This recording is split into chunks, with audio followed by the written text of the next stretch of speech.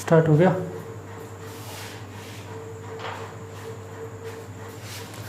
Inductive effect को हमने previous lecture में कंप्लीट कर लिया था कि इंडक्टिव इफेक्ट क्या होता है और ये कितने टाइप्स का होता है।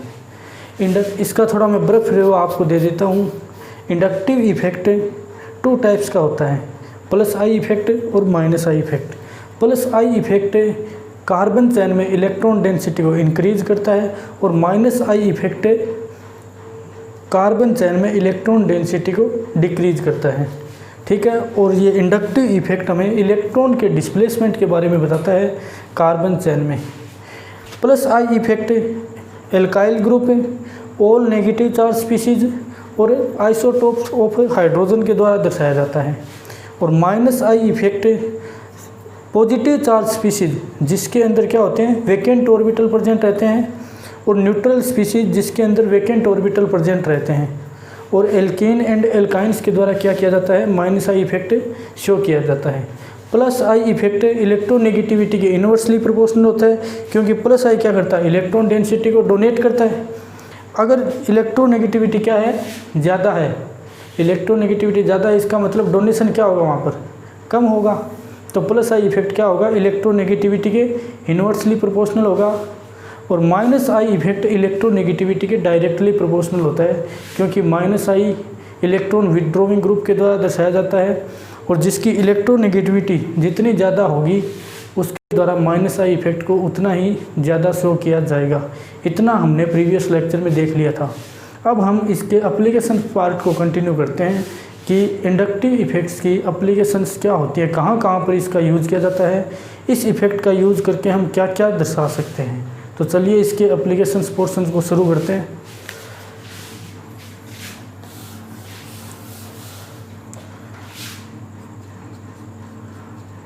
Application of inductive effect.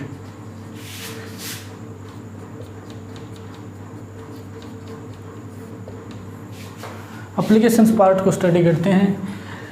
Inductive effects में हम 3 एप्लीकेशंस देखते हैं। इंडक्टिव इफेक्ट्स के 3 एप्लीकेशंस हैं जिनकी मोस्टली हम स्टडी करते हैं। फर्स्ट एप्लीकेशंस होती है stability of intermediate, stability of intermediate की हमने प्रीवियस लेक्चर में स्टडी की थी, स्टेबिलिटी ऑफ इंटरमीडिएट। उसके बाद नेक्स्ट इसका एप्लीकेशन होता है एसिडिक स्ट्रेंथ में, एसिडिक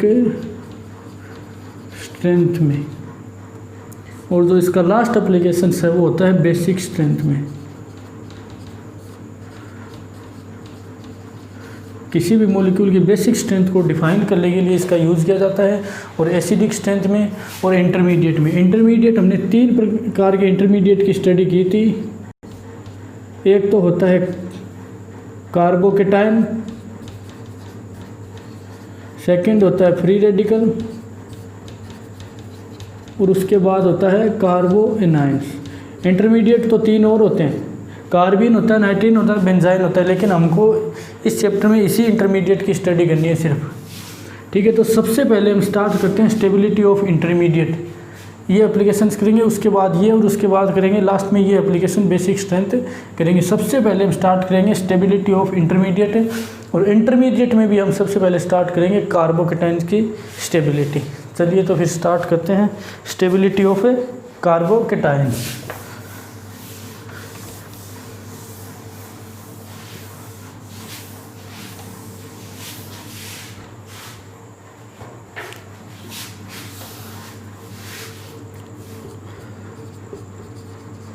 स्टेबिलिटी ऑफ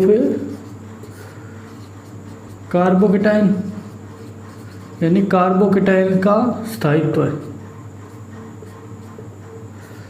हमने देखा था कि कार्बोकेटाइन से ना, जैसे ये कार्बन की चेन है और यहाँ पर एक CH2 पॉजिटिव, ये क्या है, एक कार्बोकेटाइन्स है। ठीक है, तो यानी इसका ऑक्टेट क्या होता है,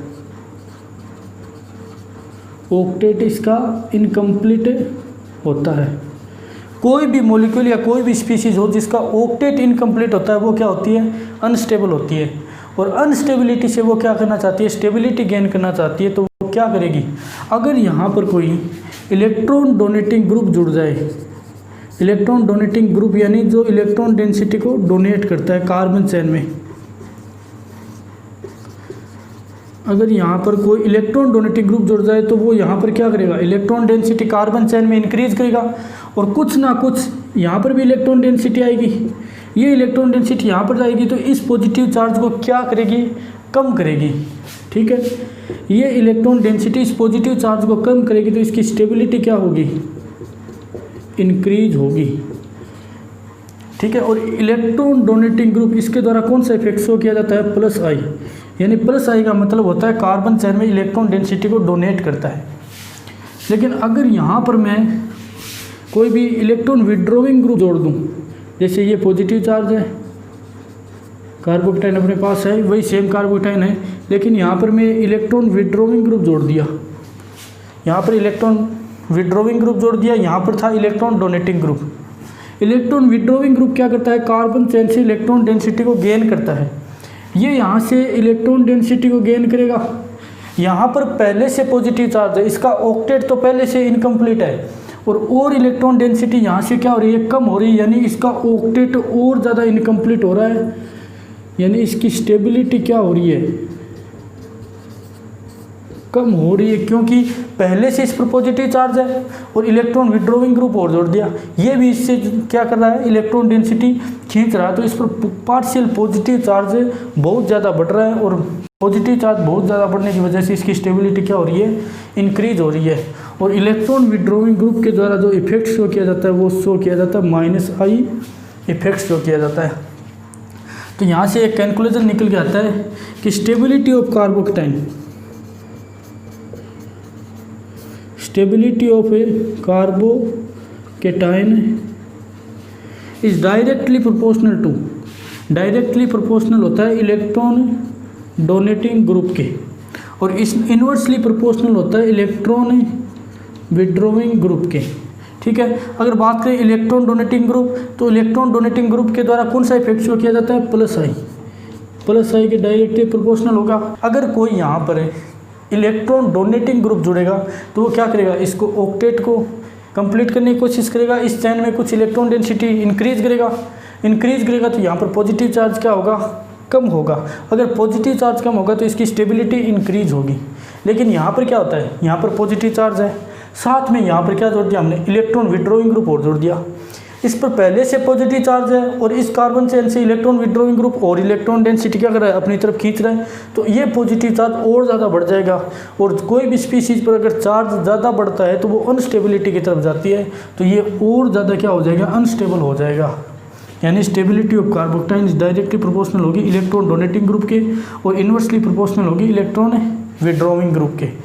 ठीक है, इलेक्ट्रॉन डोनेटिंग ग्रुप के द्वारा प्लस आई शो किया जाता है और इलेक्ट्रॉन विड्रॉइंग ग्रुप के द्वारा माइनस आई शो किया जाता है। यहाँ पर 1/- आई आएगा क्योंकि इलेक्ट्रॉन विड्रॉइंग ग्रुप के द्वारा माइनस आई शो किया जाता है। ये होता है इसका कंसेप्ट। इसके हम एग्जांपल्स देख लेते हैं थोड़े कि कैसे इसका यूज किया जाता है।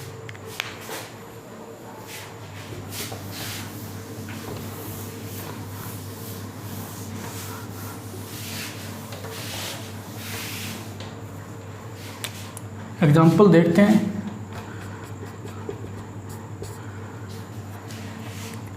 फर्स्ट एग्जाम्पल है CH3 CH2 और CH2 पॉजिटिव, ये कार्बोकेटाइन है। ठीक है, सेकेंड एग्जाम्पल हम लेते हैं CH3 CH3 और यहाँ पर आ गया CH2 पॉजिटिव। थर्ड एग्जांपल देखते हैं CH3 और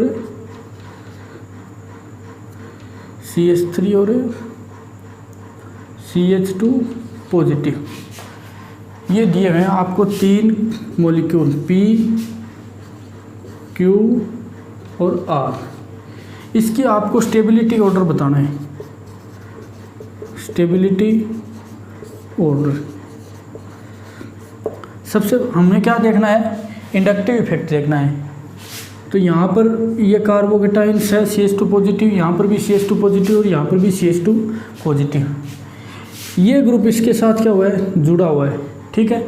ये है 1 डिग्री, यहाँ पर इसके साथ क्या जुड़ा हुआ है, ये ग्रुप, ये है 2 डिग्री, और ये ग्रुप जुड़ा हुआ है इसके साथ, ये है 3 डिग्री।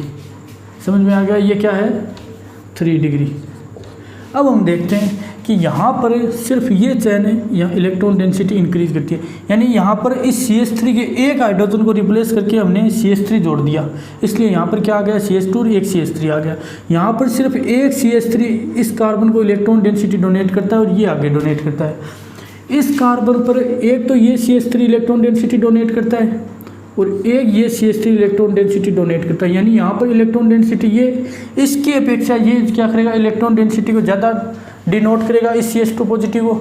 और यहाँ पर 3 CH3 जुड़े हुए हैं, एक तो ये CH3 यहाँ पर इलेक्ट्रॉन डेंसिटी डोनेट करेगा, एक ये CH3 यहाँ पर करेगा और ये CH3 यहाँ पर इलेक्ट्रॉन डेंसिटी। तो इस कार्बन पर इलेक्ट्रॉन डेंसिटी बहुत ज़्यादा हो जाएगी, तो इलेक्ट्रॉन डेंसिटी जितनी ज़्यादा यहाँ पर होगी ये भी उतनी ज़्यादा यहाँ पर डोनेट करेगा। 3 डिग्री क्या हो गया, जो कार्बन है वो सबसे ज़्यादा इलेक्ट्रॉन डेंसिटी CH2 पॉजिटिव को डोनेट करेगा, क्योंकि इसका प्लस आई क्या हो जाएगा, सबसे ज़्यादा होता है, और इसका क्या होता है उससे कम, और इसका सबसे कम हो जाएगा, क्योंकि यहाँ पर 3 CH3 ग्रुप जुड़े हुए हैं। 3 CH3 का प्लस आई लगता है, यहाँ पर इसका भी प्लस आई और इसका भी प्लस आई, ठीक है। और यहाँ पर 2 का ही प्लस आई लगता है, 2 का ही क्या लगता है, प्लस आई, और यहाँ पर सिर्फ ओनली 1 का क्या लगता है, प्लस आई लगता है। प्लस आई जितना ज़्यादा होगा कार्बोकेटाइन की स्टेबिलिटी क्या होगी, उतनी ही ज़्यादा होगी। तो इसका ऑर्डर क्या आ जाएगा, सबसे ज़्यादा आ जाएगा R, उसके बाद Q, उसके बाद आ जाएगा P। ये इसका क्या हो जाएगा, ओवरऑल ऑर्डर हो जाएगा। नेक्स्ट एग्जांपल को हम देखते हैं।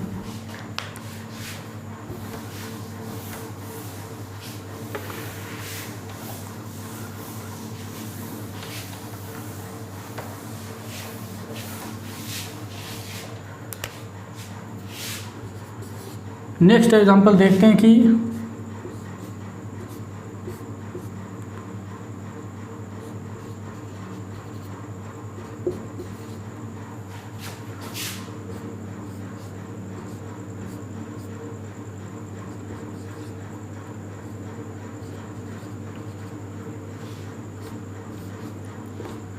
पॉजिटिव चार्ज है साइक्लोहेक्सेन पर और एक कार्बन पर CH3 जुड़ा हुआ है, यहाँ पर जो थर्ड कार्बन है इस पर जुड़ा हुआ है CD3 और यहाँ पर जो थर्ड कार्बन है इस पर जुड़ा हुआ है CT3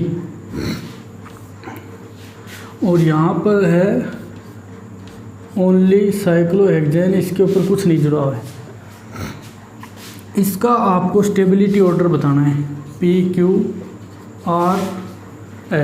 ऐसे क्वेश्चंस आते हैं कंपटीशन एग्जाम में कि यहाँ पर कार्बोकेटाइन की स्टेबिलिटी बतानी है आपको कि कौन से कार्बोकेटाइन की स्टेबिलिटी ज़्यादा होगी।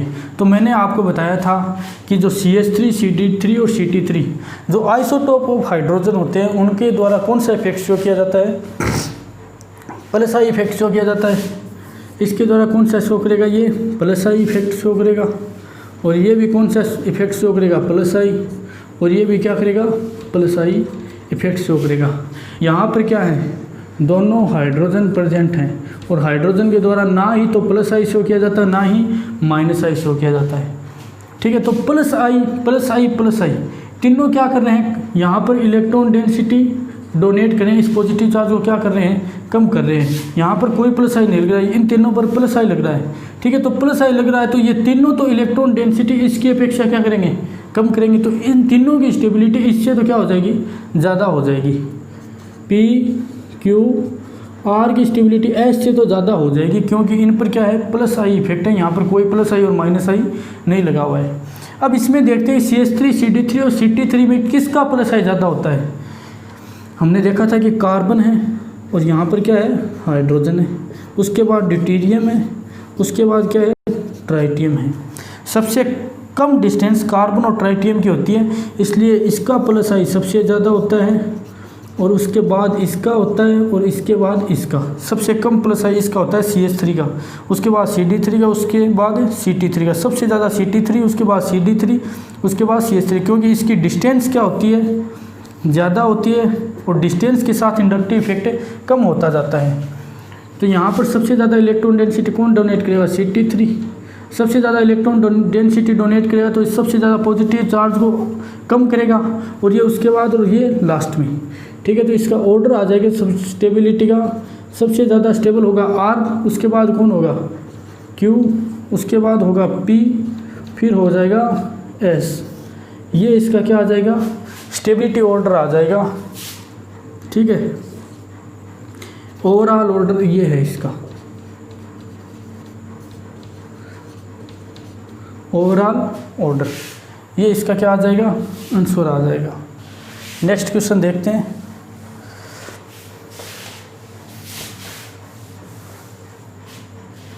जितने ज़्यादा एग्जाम्पल सोल्व करोगे कंसेप्ट उतने क्लियर होते जाएंगे, इसलिए एग्जाम्पल पर ज़्यादा फोकस करना। थर्ड एग्जाम्पल देखते हैं हमें।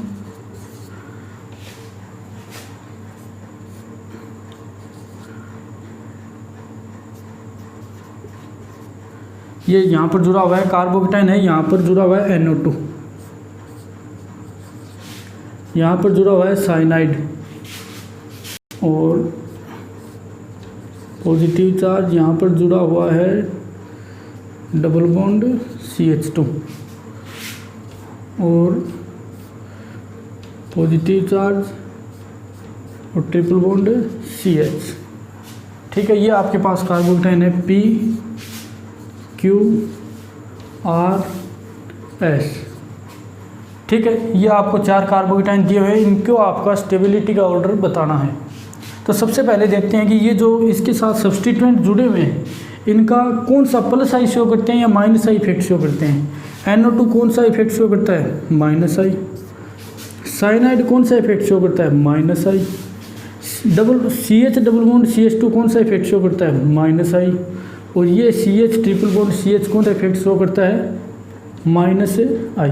एल्कीन और एल्काइन बताया था ना, माइनस आई इफेक्ट्स को शो करते हैं। अब देखिए order of minus I, order देख लीजिए माइनस आई का, यहाँ पर कौन सा सबसे ज़्यादा माइनस आई शो करता है, NO2 का माइनस आई सबसे ज़्यादा होता है, बताया था लेक्चर में, प्रीवियस लेक्चर में। उसके बाद होता है CN का, नेक्स्ट होता है CH डबल बॉन्ड CH2 का, उसके बाद होता है C ट्रिपल बॉन्ड CH का। ये होता है इसका माइनस आई का ऑर्डर, क्योंकि नाइट्रोजन की इलेक्ट्रोनेगेटिविटी ज़्यादा, इसलिए इसका माइनस आई क्या होता है ज़्यादा। उसके बाद कार्बन, फिर क्या आ जाता है यहाँ पर एल्कीन, और फिर नहीं यहाँ पर एल्काइन का सबसे ज़्यादा होता है, और उसके बाद होता है एल्कीन का। एल्काइन का क्यों होता है, क्योंकि यहाँ पर एस करेक्टर क्या होता है, ज़्यादा होता है, और यहाँ पर एस करेक्टर क्या होता है, कम होता है। ये होता है इसका माइनस आई इफेक्ट का ऑर्डर। और माइनस आई जिसका जितना ज़्यादा होगा, यानी यहाँ पर माइनस आई जिसका जितना ज़्यादा होगा वो उस कार्बोकेटाइन को उतना ही ज़्यादा क्या करेगा, डिस्टेबलाइज करेगा, क्योंकि पहले से पॉजिटिव चार्ज है और इलेक्ट्रॉन डेंसिटी ये यहाँ से खींच रहे हैं, ये भी खींचेगा यहाँ से, ये भी खींचेगा, और ये भी यहाँ से इलेक्ट्रॉन डेंसिटी को खींचेगा। जिसका माइनस आई सबसे ज़्यादा होगा वो इलेक्ट्रॉन डेंसिटी सबसे ज़्यादा खींचेगा, और ये सबसे ज़्यादा क्या हो जाएगा, डिस्टेबलाइज हो जाएगा कार्बोकेटाइन। NO2 को माइनस आई सबसे ज़्यादा है, इसलिए ये क्या करेगा, सबसे ज़्यादा डिस्टेबलाइज कर देगा इसको। तो P की तो क्या हो जाएगी, सबसे कम स्टेबिलिटी हो जाएगी। उसके बाद स्टेबिलिटी CN का ज़्यादा है, CN की, उसके बाद आ जाएगा Q, और R और S में किसकी स्टेबिलिटी ज़्यादा होगी, कार्बोकेटाइन्स की, R और S में से। C ट्रिपल बॉन्ड CH, इसका क्या है, माइनस आई ज़्यादा है, माइनस आई ज़्यादा, तो इलेक्ट्रॉन डेंसिटी यहाँ से ज़्यादा गेन करेगा, इस पर पॉजिटिव चार्ज ज़्यादा बढ़ाएगा, तो ये क्या होगा, अनस्टेबल, और ये क्या होगा, स्टेबल, S और R। ये इसका ओवरऑल ऑर्डर आ जाएगा किससे, माइनस आई इफेक्ट को कंपेयर कीजिए, इफेक्ट कंपेयरिंग से, ठीक है। ये हो जाता है इसका ओवरऑल ऑर्डर इस कार्बोकेटाइन की स्टेबिलिटी का। इसके बाद एक रूल होता है DNP रूल, उस रूल को देखते हैं कि ये DNP रूल क्या होता है।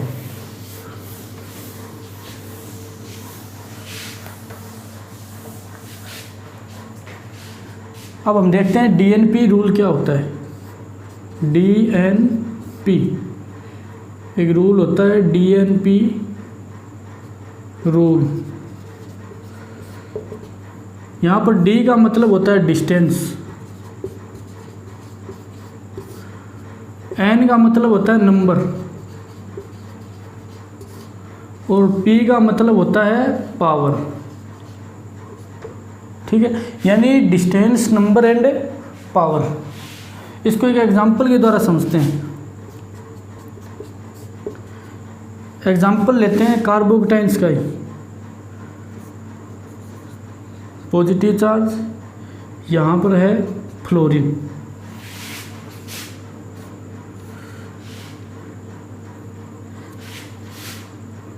फ्लोरीन एटम को यहाँ पर जोड़ दीजिए, और ये भी पॉजिटिव चार्ज है, और यहाँ पर क्या जोड़ेंगे, 2 क्लोरीन जोड़ दीजिए।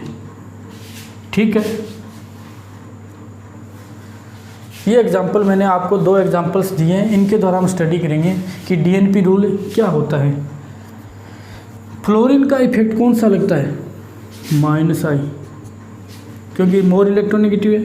क्लोरीन का भी कौन सा लगता है, -I। अगर इसकी बात करें स्टेबिलिटी की, अगर स्टेबिलिटी की इन दोनों में कंपेयर करें, P एंड Q में स्टेबिलिटी को कंपेयर करें, तो फ्लोरीन का -I ज़्यादा होता है क्लोरीन के -I से। ठीक है, तो स्टेबिलिटी इसकी क्या आनी चाहिए थी, Q की स्टेबिलिटी आनी चाहिए थी P से ज़्यादा, क्योंकि क्लोरीन का -I कम होता है और फ्लोरीन का -I ज़्यादा होता है, इसलिए ये कम डिस्टेबलाइज करेगा और ये ज़्यादा डिस्टेबलाइज करेगा। ठीक है, ये तो आंसर आता है हमारा किससे, कंपेयर पावर। यहाँ पर हम क्या कंपेयर करते हैं, पावर। लेकिन अगर डिस्टेंस कंपेयर करते हैं, कंपेयर डिस्टेंस, फ्लोरीन की डिस्टेंस क्या इस पॉजिटिव चार्ज से ज़्यादा है, यहाँ पर डिस्टेंस क्या है, ज़्यादा है, और यहाँ पर डिस्टेंस क्या है, कम है, क्योंकि ये इसके जस्ट पास वाले कार्बन है, ये एक कार्बन को छोड़कर है, इसकी डिस्टेंस ज़्यादा है, इसकी डिस्टेंस कम है।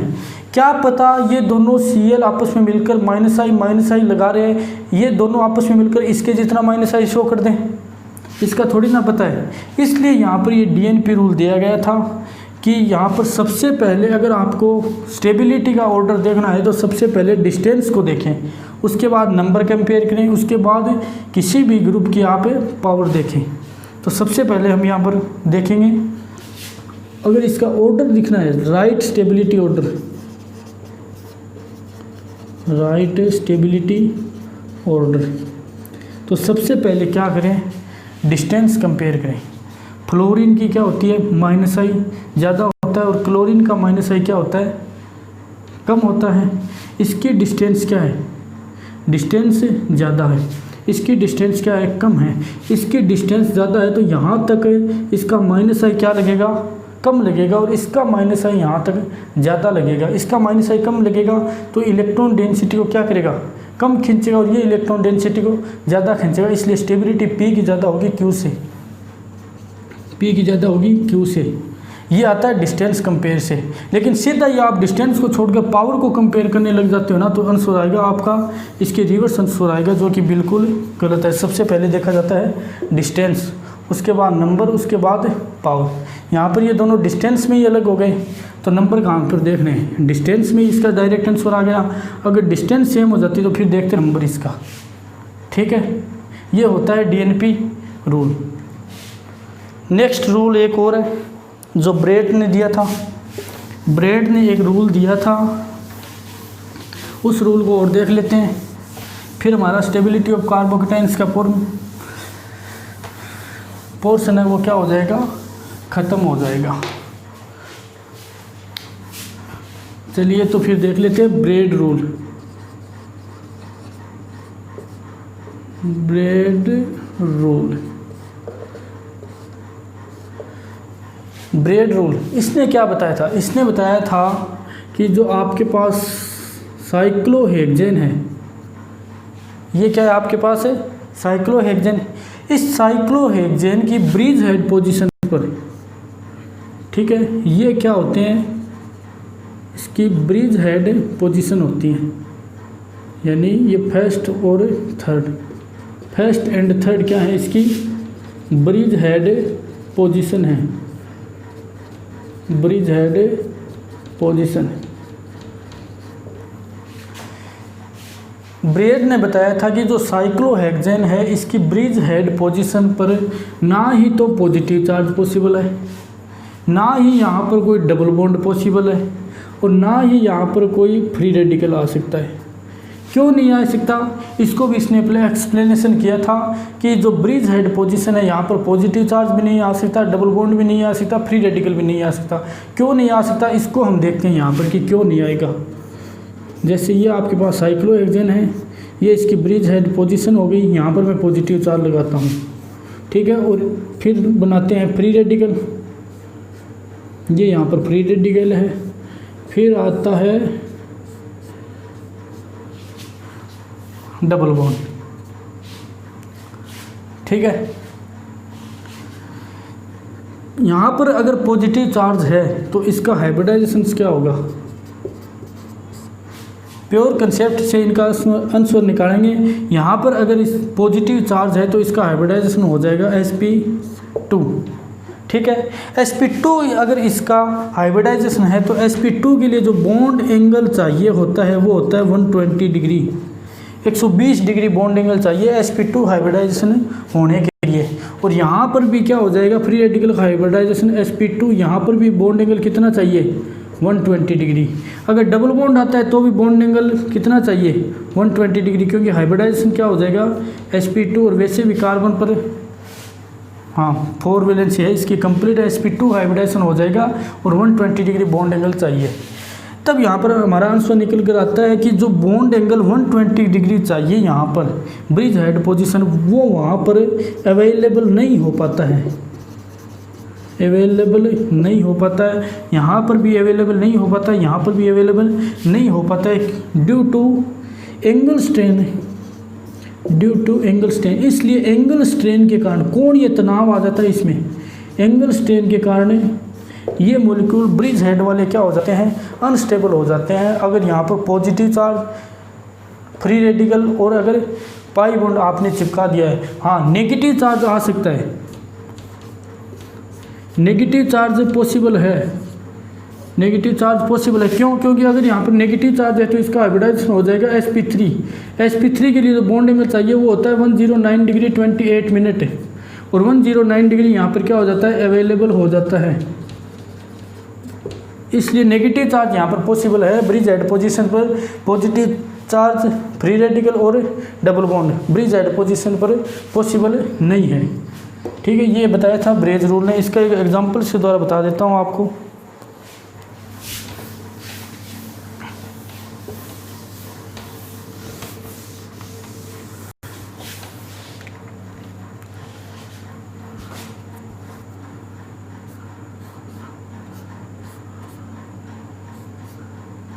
यहाँ पर दिया है पॉजिटिव चार्ज, ठीक है। ये आपको पी दिया है,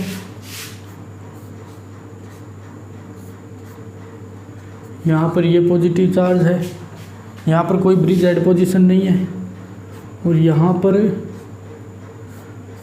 ये पॉजिटिव चार्ज है और ये एक डबल बॉन्ड दिया हुआ है, ठीक है। P Q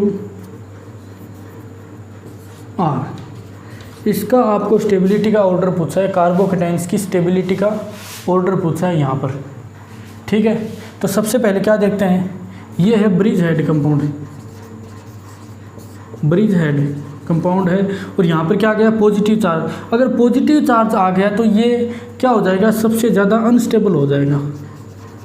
bridge head position पर यहाँ पर पॉजिटिव चार्ज आ गया, इसलिए ये क्या होगा सबसे ज़्यादा अनस्टेबल, ठीक है। तो ब्रिज हेड रूल से देखते हैं तो Q और R की स्टेबिलिटी ज़्यादा हो जाएगी P से, ठीक है। ये तो हो जाएगा ब्रिज हेड से, ब्रिज हेड पोजीशन पर प्लस आने की वजह से, ब्रिज हेड पोजीशन पर प्लस आने की वजह से, ठीक है। अब Q और R में कंपेयर करते हैं।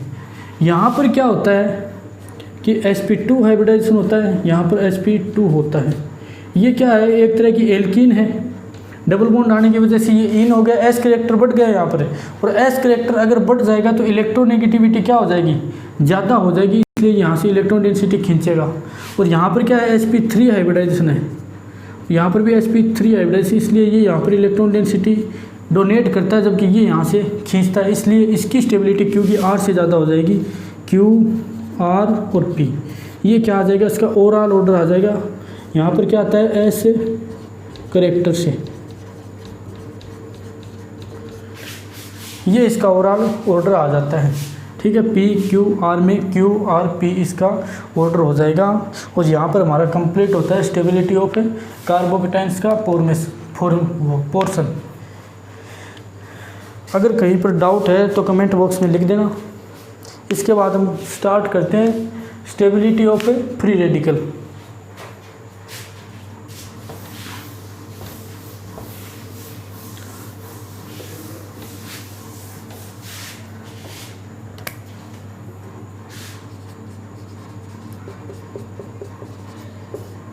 Stability of A free radical, ठीक है, बिल्कुल कार्बोकेटाइन की तरह है। क्यों, जैसे यहाँ पर आ गया ये CH2, ये डॉट आ गया, ठीक है, यहाँ पर एक मैं जोड़ देता हूँ EDG, और ये यहाँ पर आ गया CH2, ये फ्री रेडिकल, और यहाँ पर आ गया EWG। तो आप मेरे को एक बात बताओ कि ये CH2 डॉट यहाँ पर दिया हुआ है, फ्री रेडिकल में यहाँ पर क्या होता है, ये 7 इलेक्ट्रॉन स्पीशीज होती है, और कार्बोकेटाइन क्या होती है, कार्बोकेटाइन 6 इलेक्ट्रॉन स्पीशीज होती है, और फ्री रेडिकल क्या होता है, 7 इलेक्ट्रॉन स्पीशीज होती है। ठीक है, और ये भी क्या है, फ्री रेडिकल 7 इलेक्ट्रॉन स्पीशीज है, इसलिए यहाँ पर इसका क्या है, ऑक्टेट इनकम्प्लीट है। फ्री रेडिकल का ऑक्टेट क्या हो जाता है, इनकम्प्लीट। ऑक्टेट कंप्लीट करने के लिए अगर यहाँ पर कोई इलेक्ट्रॉन डोनेटिंग ग्रुप जुड़ा हुआ है तो वो तो यहाँ पर इलेक्ट्रॉन डेंसिटी क्या कर देगा, डोनेट कर देगा। और ये यहाँ पर EWG जुड़ा हुआ है तो ये यहाँ से इलेक्ट्रॉन डेंसिटी खींचेगा।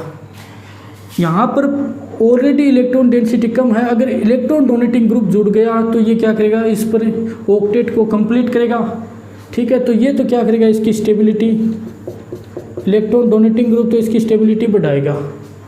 और यहाँ पर 7 इलेक्ट्रॉन स्पीशीज है, पहले से क्या है, ऑक्टेट इनकम्प्लीट है, और ये इलेक्ट्रॉन डेंसिटी खींच हो रहा है यहाँ से। ठीक है, तो ये क्या हो जाएगा, इसकी स्टेबिलिटी को कम करेगा। स्टेबिलिटी किसकी ज़्यादा हो जाएगी, जो EDG ग्रुप है, EDG ग्रुप की, जो EDG ग्रुप है वो कौन सा इफेक्ट शो करते हैं, प्लस आई इफेक्ट, और जो EWG होते हैं वो कौन सा इफेक्ट शो करते हैं, माइनस आई इफेक्ट शो करते हैं। तो चलिए स्टेबिलिटी ऑफ फ्री रेडिकल का जो ऑर्डर है, स्टेबिलिटी ऑफ फ्री रेडिकल का जो ऑर्डर है वो हो जाएगा is directly proportional two plus I, inversely proportional हो जाएगा माइनस आई के। ठीक है, और इलेक्ट्रॉन डोनेटिंग ग्रुप के डायरेक्टली प्रोपोर्शनल, और इलेक्ट्रॉन विड्रॉइंग ग्रुप के क्या हो जाएगा, इन्वर्सली प्रोपोर्शनल हो जाएगा। और वही एग्जांपल देख लेना बस आप, जो कार्बोकेटाइंस के एग्जांपल थे वही एग्जांपल्स क्या आ जाएंगे, इसमें आ जाएंगे। ठीक है, ये होता है फ्री रेडिकल में स्टेबिलिटी का कॉन्सेप्ट। इसके बाद देखते हैं स्टेबिलिटी ऑफ कार्बोएनाइन।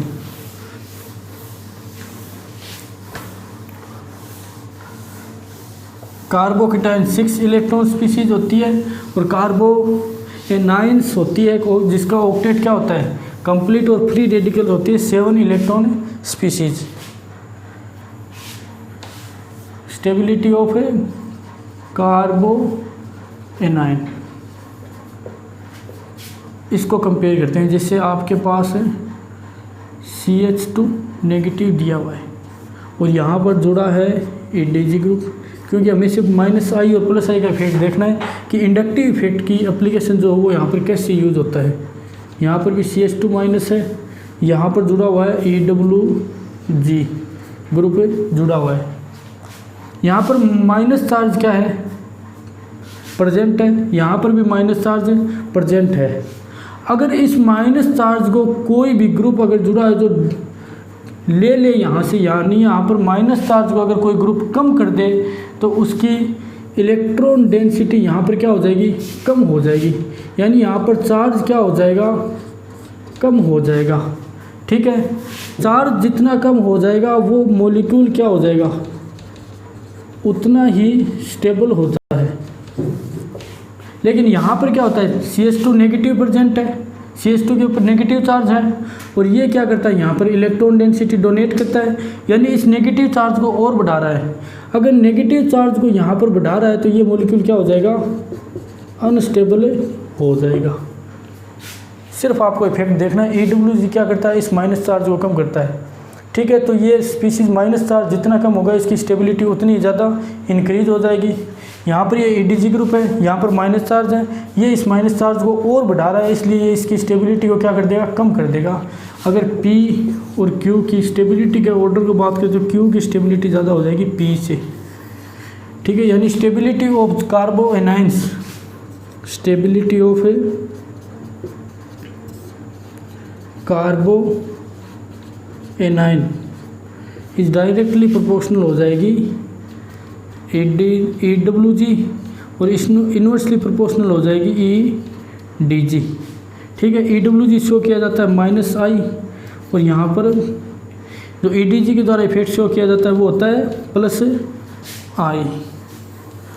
ये इसका क्या हो जाएगा, ऑर्डर हो जाएगा, ठीक है। इसको थोड़ा समझ लीजिए कि जो EWG ग्रुप है यहाँ पर वो क्या करता है, इलेक्ट्रॉन डेंसिटी यहाँ से खींचता है, इसलिए इस पर नेगेटिव चार्ज कम हो जाएगा। नेगेटिव चार्ज यहाँ पर कम होगा तो इसकी स्टेबिलिटी क्या होगी, इंक्रीज होगी। यहाँ पर नेगेटिव चार्ज है और ये EDG ग्रुप होता है वो इलेक्ट्रॉन डेंसिटी को यहाँ पर और ज़्यादा इंक्रीज करता है। इलेक्ट्रॉन डेंसिटी को अगर यहाँ पर इंक्रीज करेगा तो नेगेटिव चार्ज और ज़्यादा बढ़ जाएगा। अगर नेगेटिव चार्ज बढ़ेगा तो जो मॉलिक्यूल है वो अनस्टेबिलिटी की तरफ जाएगा। इसलिए कार्बो एनाइन की स्टेबिलिटी EWG के डायरेक्टली प्रोपोर्शनल होती है और EDG के इन्वर्सली प्रोपोर्शनल होती है। इसके कुछ एग्जांपल्स देख लेते हैं।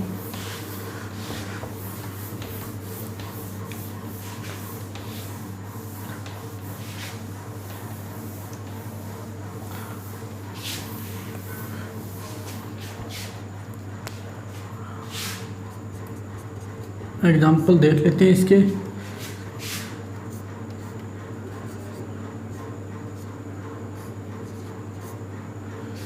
यहाँ पर ये ऑक्सीजन जुड़ा हुआ है,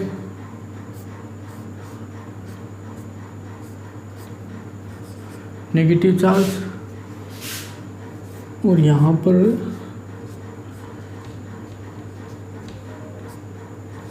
ये माइनस चार्ज प्रेजेंट है, ठीक है। ये है P, ये है Q और ये है R। इस कार्बो एनाइन के आपको स्टेबिलिटी का ऑर्डर बताना है कि कौन से कार्बो एनाइन की स्टेबिलिटी क्या होगी, ज़्यादा होगी। ऑक्सीजन के द्वारा कौन सा इफेक्ट शो किया जाता है, -I। यहाँ पर कार्बन है, कार्बन के द्वारा कौन सा शो किया जाता है, +I। कार्बन के द्वारा +I शो किया जाता है। और यहाँ पर नाइट्रोजन है, इसके भी द्वारा भी कौन सा शो किया जाएगा, -I। -I जो इफेक्ट शो करेंगे वो क्या करेंगे, यहाँ पर नेगेटिव चार्ज को कम करेंगे। नेगेटिव चार्ज को कम करेंगे तो ये मॉलिक्यूल क्या होगा, स्टेबलाइज हो जाएगा। यानी P और R की स्टेबिलिटी ज़्यादा होगी Q से। क्यों, क्योंकि इनका -I है और -I क्या करते हैं, यहाँ पर नेगेटिव चार्ज को कम करते हैं, इसलिए इसकी स्टेबिलिटी क्या होती है, इंक्रीज। अब देखते हैं कि -I ऑक्सीजन का ज़्यादा होता है या नाइट्रोजन का। मैंने बताया था कि जो -I होता है वो इलेक्ट्रोनेगेटिविटी के डायरेक्टली प्रोपोर्शनल होता है, इसलिए ऑक्सीजन का -I ज़्यादा होता है नाइट्रोजन से, ठीक है। यानी -I की अगर बात करें तो ऑक्सीजन है ना, इसका ज़्यादा होता है नाइट्रोजन से। तो इसका ऑर्डर हो जाएगा P, उसके बाद हो जाएगा R, उसके बाद Q, ये इसका आ जाएगा आंसर, ठीक है। इसके बाद नेक्स्ट क्वेश्चन देख लेते हैं।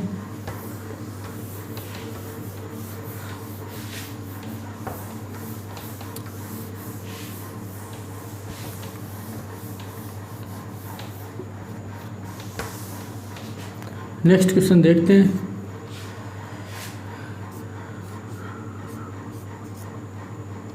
ये नेगेटिव चार्ज है, यहाँ पर क्या है, डबल बॉन्ड प्रेजेंट है।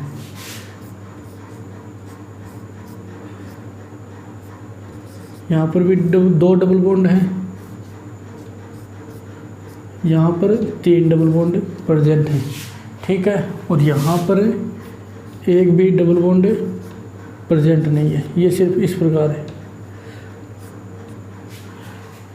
ठीक है, इसको नाम देता हूँ P, इसको Q, इसको R और इसको S, और इसका आपको स्टेबिलिटी ऑर्डर बताना है, स्टेबिलिटी ऑर्डर। ठीक है, नेगेटिव चार्ज है यहाँ पर P से जब आप Q और R की तरफ जाते हो तो यहाँ पर S करेक्टर क्या होता है, इंक्रीज होता है, PQR। P में एक डबल बॉन्ड है, यहाँ पर दो डबल बॉन्ड है, यहाँ पर क्या है, तीन ट्रिपल बॉन्ड है। जैसे जैसे डबल बॉन्ड क्या होते हैं, बढ़ते जाते हैं, S करेक्टर क्या होता जाता है, इंक्रीज होता जाता है। और S करेक्टर बढ़ेगा तो इलेक्ट्रोनेगेटिविटी क्या होगी, इंक्रीज होगी। इलेक्ट्रोनेगेटिविटी इंक्रीज होगी तो नेगेटिव चार्ज को क्या करेंगे, ज़्यादा होल्ड करेंगे। नेगेटिव चार्ज होल्डिंग टेंडेंसी बढ़ेगी और नेगेटिव चार्ज होल्डिंग टेंडेंसी बढ़ेगी तो स्टेबिलिटी क्या हो जाएगी, स्टेबिलिटी इसकी इंक्रीज हो जाएगी। यानी सबसे ज़्यादा स्टेबिलिटी होगी R की, उसके बाद होगी Q की, उसके बाद P की, फिर होगी S की। क्योंकि यहाँ पर सारे के सारे कार्बन sp3 कार्बन है, यहाँ पर 2 sp2 है, यहाँ पर 4 sp2 और यहाँ पर सारे कार्बन sp2 हैं, और यहाँ पर सारे क्या हैं, sp3 कार्बन है। S करेक्टर बढ़ता है, इलेक्ट्रोनेगेटिव बढ़ती है, नेगेटिव चार्ज को होल्ड करने की टेंडेंसी क्या होती जाती है, इंक्रीज होती जाती है।